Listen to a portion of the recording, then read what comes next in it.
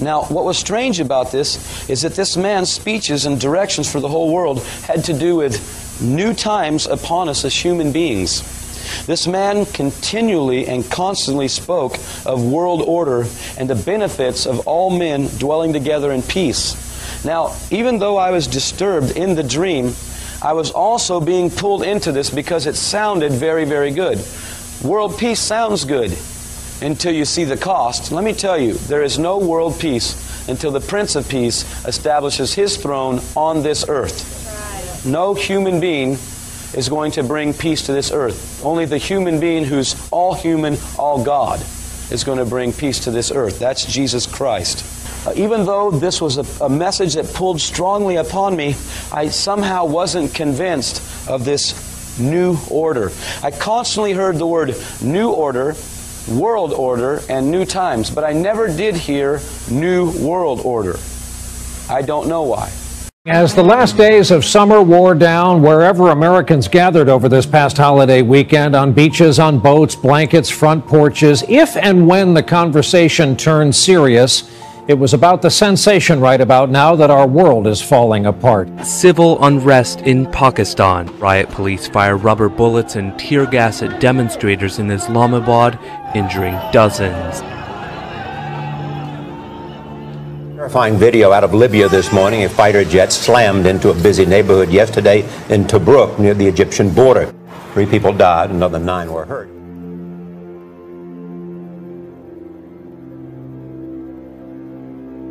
Amateur video shows alleged Russian battle tanks moving into southern Ukraine. In the last 24 hours, up to 1,000 Russian troops with heavy weapons moved into the area, according to U.S. military intelligence. Russia also moving in with armored vehicles and multiple rocket launchers. The Polish foreign minister calls it the most serious security crisis in Europe in decades. And we turn overseas now to that stunning video out of Libya tonight. 3 years after Americans helped take down Muammar Gaddafi, the country is in chaos. Empty ever since American diplomats evacuated at the end of July, as Libya descended even farther into chaos. Libya is now on the brink of becoming a failed state, with militant groups fighting each other for control as the government looks on helplessly. Syria's civil war continues to spill over towards Israeli-held territory, with reports of President Assad's jets shelling rebel positions close to the occupied Golan Heights.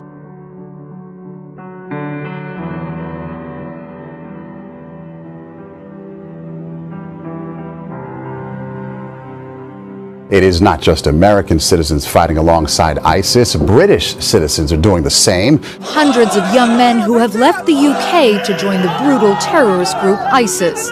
They see themselves as defenders of Islam in a war against non-believers. Their barbaric tactics have been glamorized on social media, a powerful recruitment tool that British authorities are now trying to crack down on. With every victory on the battlefield, ISIS's appeal grows, and many are concerned that it is only a matter of time before their jihad spreads beyond the Middle East. This is a message to Canada and all the American Tawaghi.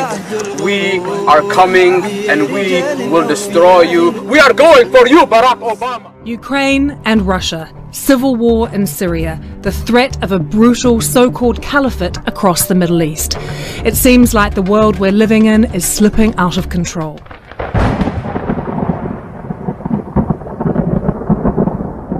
The Ebola epidemic is spiraling upward. That's what the director of the Centers for Disease Control will tell Washington tomorrow. It is the world's first Ebola epidemic, and it's spiraling out of control. It's bad now. It's going to get worse in the very near future. There is still a window of opportunity to tamp it down, but that window is closing. We really have to act now. Health alert, more than 1,000 children sickened by a rare virus that starts off like the common cold, but sends some kids rushing to the hospital when they can't breathe. Here's that map of the 10 states hit so far by this mystery illness. Doctors say there will be more. A potentially deadly mystery virus is spreading across the country. Ebola outbreak that can't seem to be contained. Today, World Health officials said that the outbreak in West Africa is racing ahead of efforts to control it. The number of people infected with Ebola keeps growing. In the capital, chaos and panic is leading to desperate measures. Unable to control Ebola's spread, last week the government quarantined an entire slum, home to 75,000 people. As the quarantine order sparked violent riots, residents were unable to leave. For the past 5 months, Ebola has ravaged Western Africa. 1,400 have been reported dead, 2,600 infected. The outbreak has struck several countries, the worst of it here in Liberia. The worst outbreak in history has killed more than 1,500 people and infected thousands more across 4 countries.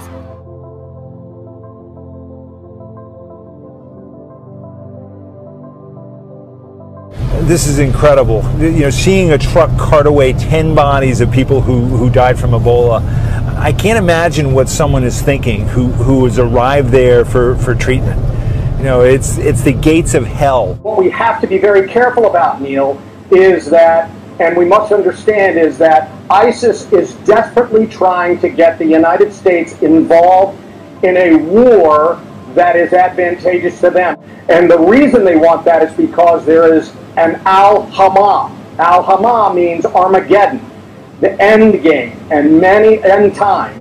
ISIS, if not most, believe that end times is coming between 2016 and 2020. This is beyond anything that we've seen, so we must prepare for everything. This is an organization that has an apocalyptic end of days strategic vision, and which will eventually have to be defeated. ISIS is everywhere, according to the federal government, right? I mean, we're worried about them coming over to the United States.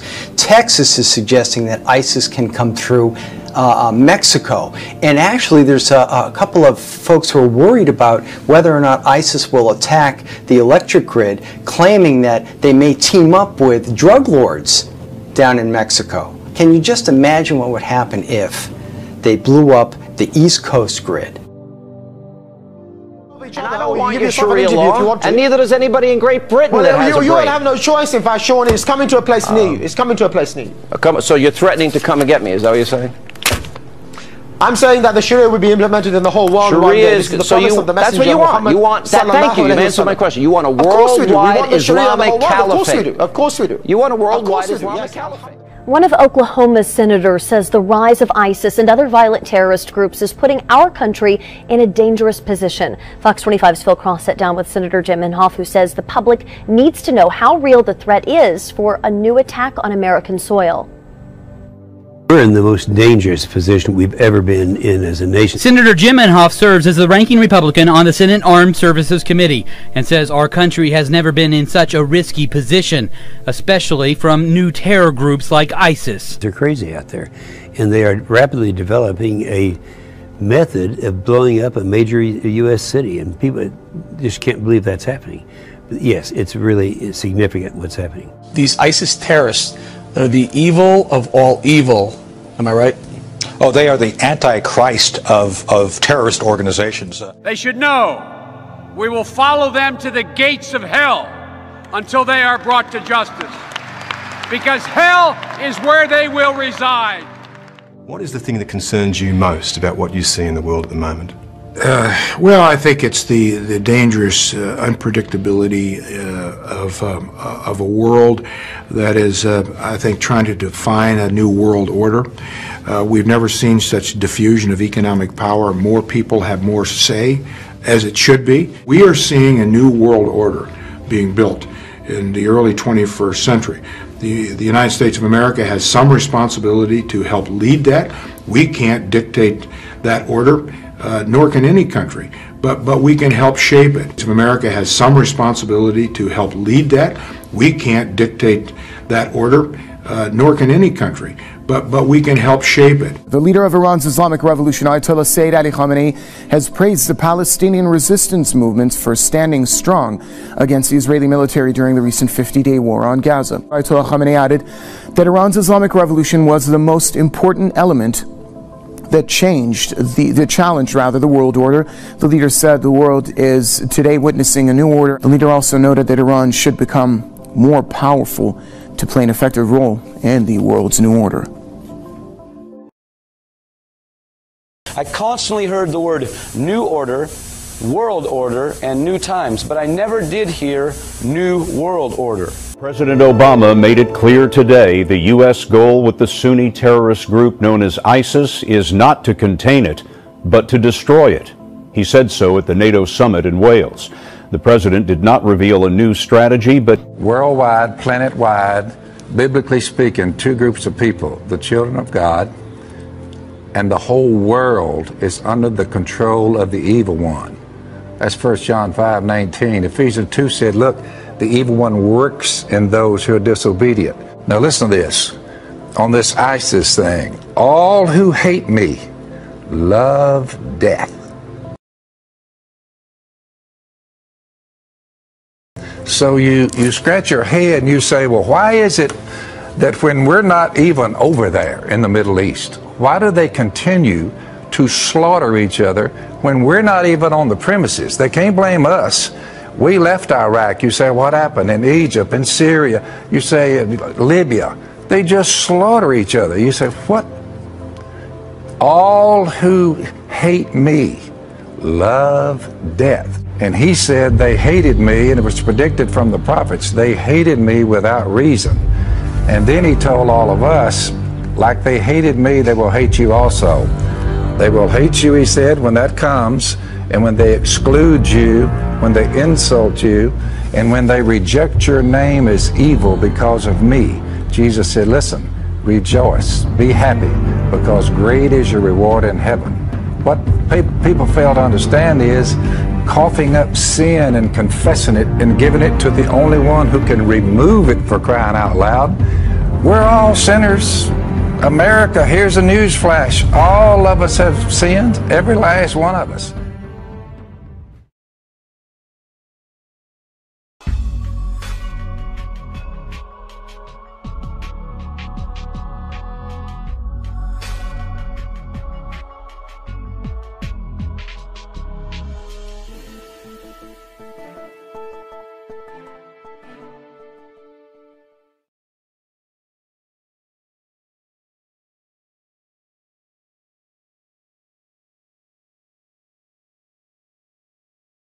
I was on my way to conduct another business transaction, and I ran into an individual. A very strange thing happened at this point. He was very, very excited and began to talk to me about something he had just experienced. I'm going to go fairly quickly with this so that we can move along. This is a very poor rendering, but we are putting together a very good rendering of this. This man has said to me, Ken, I introduced myself to him. He was very excited. He said, have you got your identification mark? And I said, I don't know what you mean. What's an identification mark? He says, they've just enacted a new identification mark. And by the way, this started with a voluntary implementation first. You did it voluntarily first.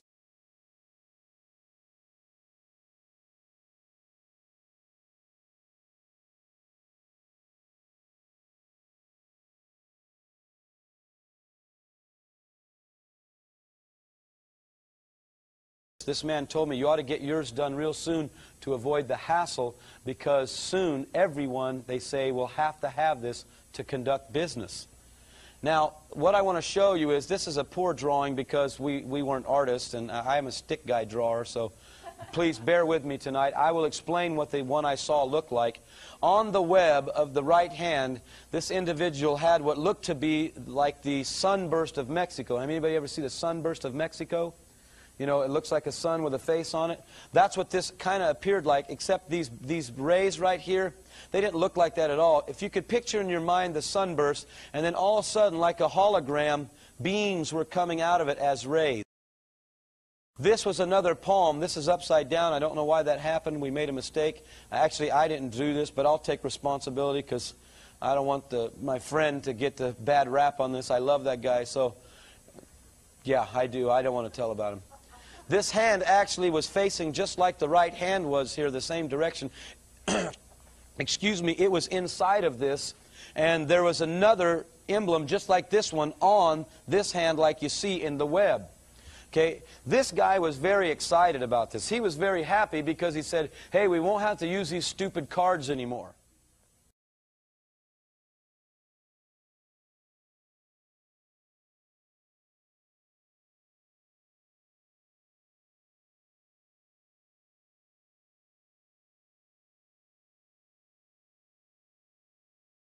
Like one of them is the mechanical mismatch between humans and electronics, right? So electronics are boxy and rigid, humans are curvy and soft. That's a mechanical mismatch problem. Well, a researcher at the University of Illinois, his name is Dr. Rogers, what he did is he founded a company and they started making electronic tattoos. So I'm wearing one here on my arm. Do we have a camera to get a... This is a developmental system made by MC10, and it has an antenna and some sensors embedded in it. And what we plan to do is work with them to advance a tattoo that could be used for authentication. Now, it may be true that 10 to 20-year-olds don't want to wear a watch on their wrist, but you can be sure that they'll be far more interested in wearing an electronic tattoo, if only to piss off their parents. That's something that you wear, but you could also imagine including authentication in just your daily habits. So I take a vitamin every morning. What if I could take vitamin authentication? What? Vitamin authentication. Look, I have one right here. Well, here, I'll let you hold it. Would you like to hold it? I'll hold it. Okay. So this... You guys see it? This pill has a small chip inside of it with a switch, and they power it up, and the switch goes on and off. And it creates an 18-bit ECG-like signal in your body, and essentially your entire body becomes your authentication token. Yes, this is true. Okay? Okay, but... Okay, so wait. So it's really true. So what this means is that becomes my first superpower. I really want this superpower. It means that my arms are like wires, my hands are like alligator clips. When I touch my phone, my computer, my door, my car, I'm authenticated in. First superpower. Like, I want that. It means that my arms are like wires, my hands are like alligator clips. When I touch my phone, my computer, my door, my car, I'm authenticated in. First superpower. Like, I want that.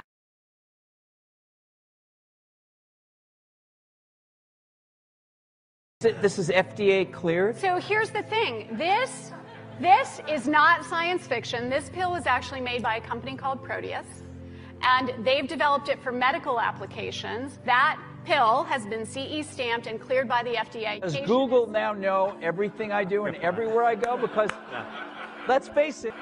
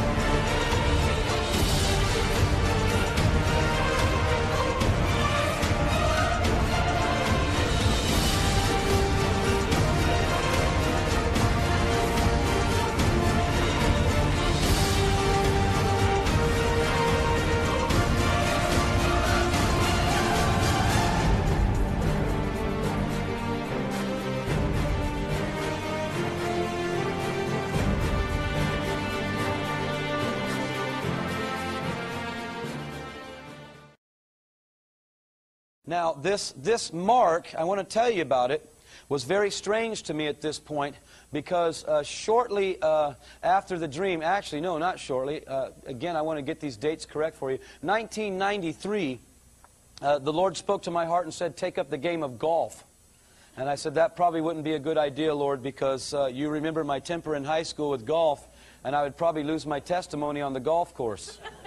Are you sure you want me to play golf? He says, yes, I want to have you get relaxation and teach you about character. You need some. I said, okay, Lord, I'll do that. And so I began to take up golf, and like most other golfers, you either love it or hate it. I totally loved it. I dressed the part. I had the clubs, but I couldn't play. And so I would buy my golf balls at Kmart because they were very, very inexpensive there. Anyway, I'm at Kmart, and I hope if you work at Kmart, you're not mad at me tonight, but what I'm going to tell you is a shocker, and it's been confirmed now in 4 cities on the tour. I went up to pay for my golf balls, and as I put them down on the counter, I looked down and noticed this very unusual pad on the checkout counter. You know how you go to the grocery store where they weigh the vegetables and stuff, the little pad there?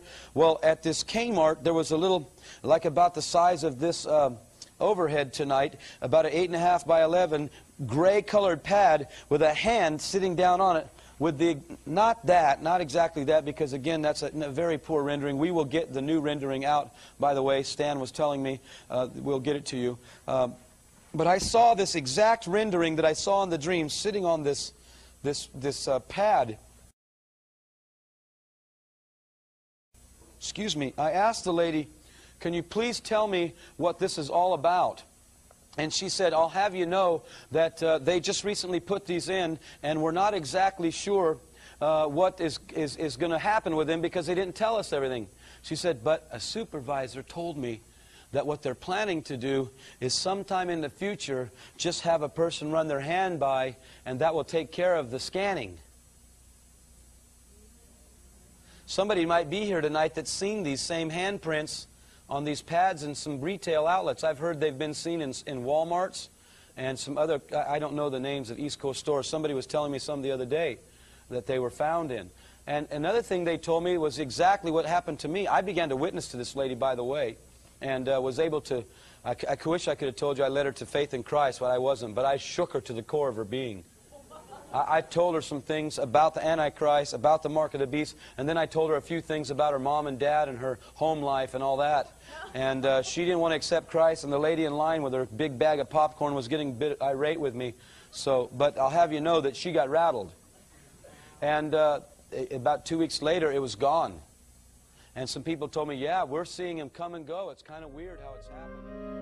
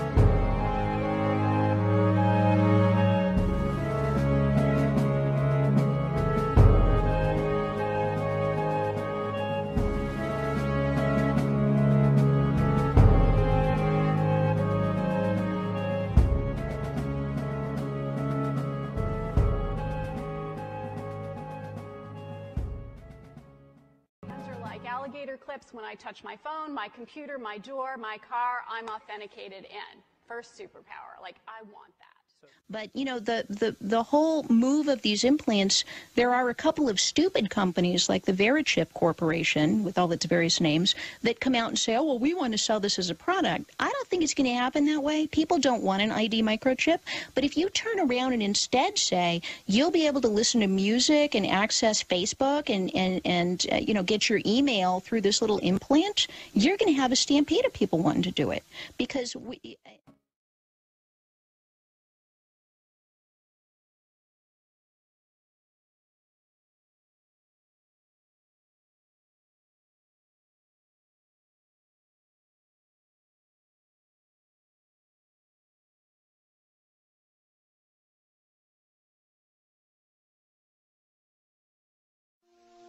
Para asegurarse de que el Señor había muerto, un soldado le clavó una lanza por el costado y salió sangre y agua.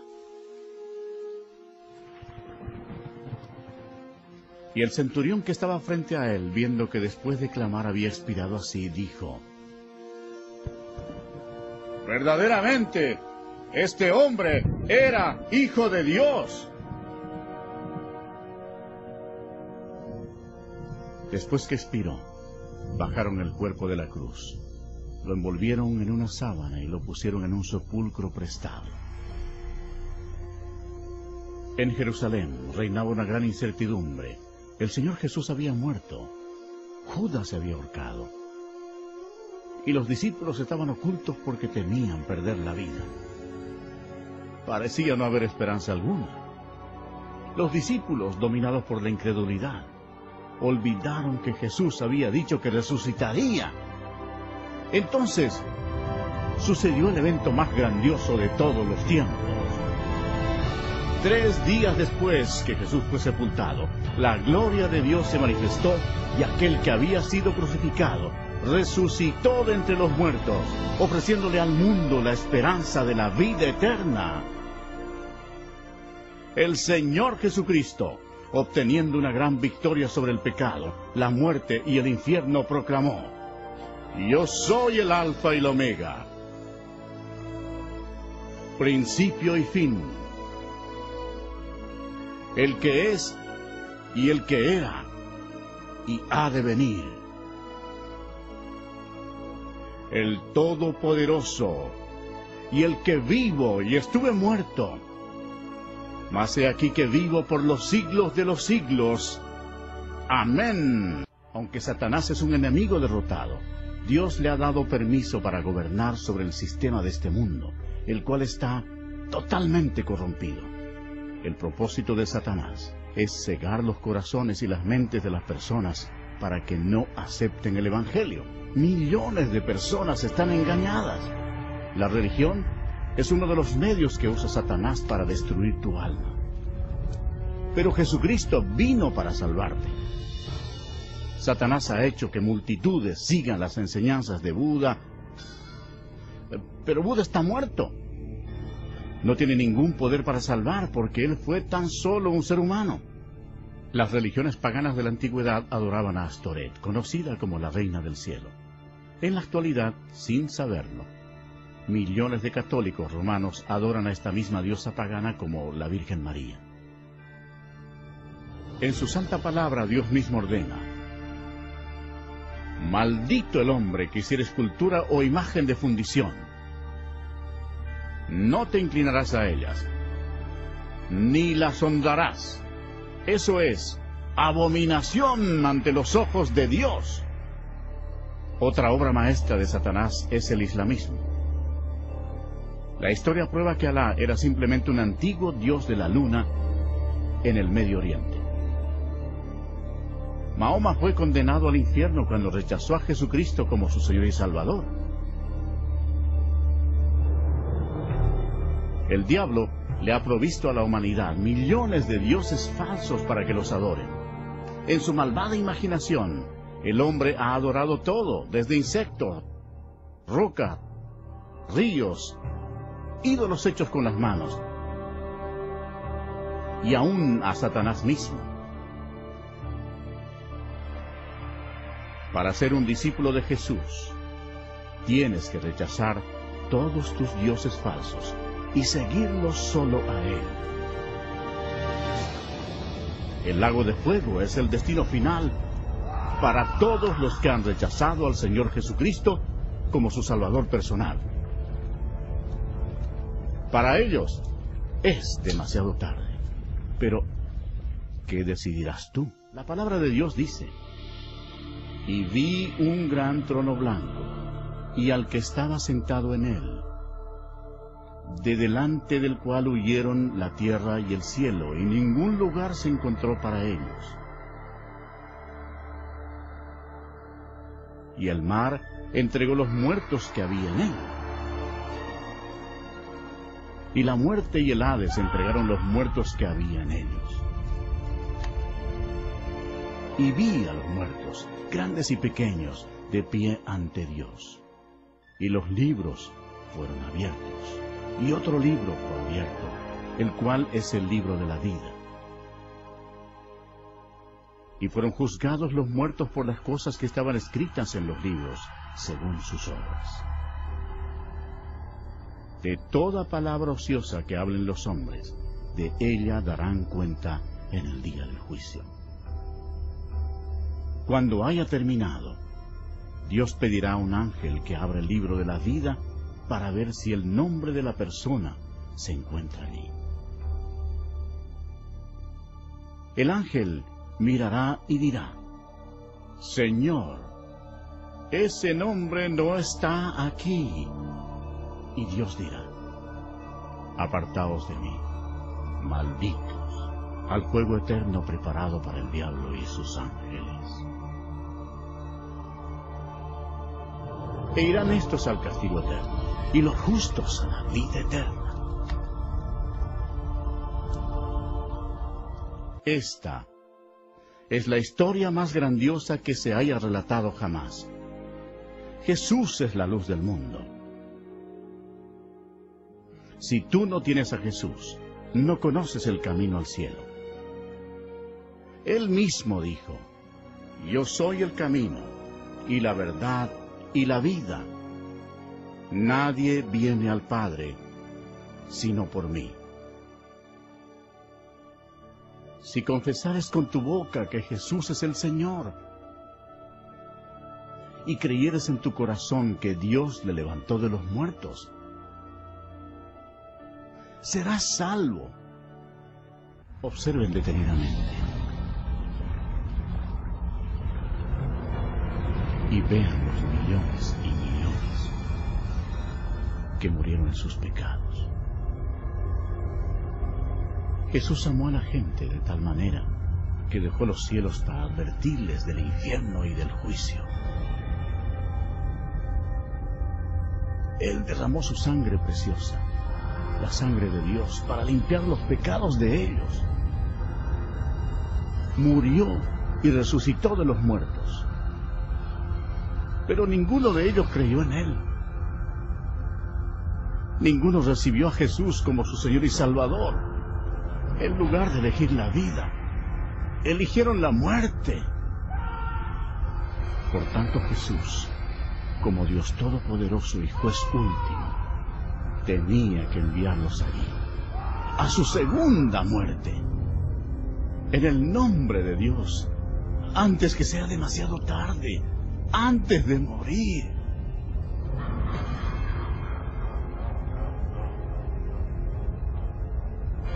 Cree en Jesús y recíbelo como tu Señor y Salvador, antes que acabes en este terrible lugar.